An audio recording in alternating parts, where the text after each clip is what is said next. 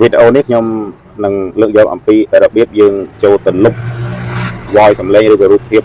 នរណាម្នាក់ដែលយើងចាត់ទុកថាយើងប្រើប្រាស់យូរហើយយើងចង់លុបទាំងអស់បាទឲ្យបាត់ទាំងគេបាត់ទាំងយើងបងប្អូនណាបាទនឹងឲ្យលុបដើម្បីកុំឲ្យទូរស័ព្ទរបស់យើងវារអាក់រអួលឬក៏វា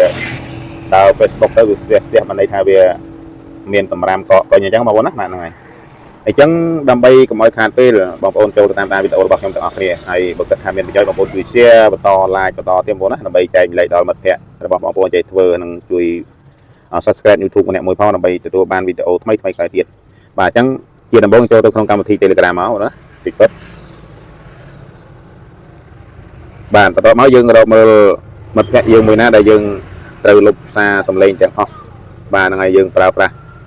ណាយូរហើយបងប្អូនណាហ្នឹងហើយអញ្ចឹងយើងចុចទៅលើ profile គាត់មកហ្នឹងហើយ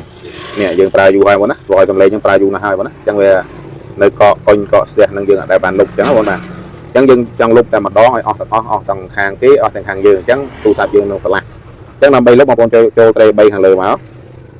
បាទបន្តមកបងប្អូនមើលនេះបងប្អូនមើលសញ្ញារូបវែកហ្នឹងបងប្អូនណាកុំចុចអាក្រោមចុចអាក្រោមយើងលុបបានតែយើងទេបងប្អូនណាហើយយើងចុចឲ្យលើយើងលុបទាំងអស់បាទទាំងខាងគេទាំងខាងយើងឲ្យស្អាតហើយយើងចាំផ្ញើសារជាថ្មីម្ដងទៀត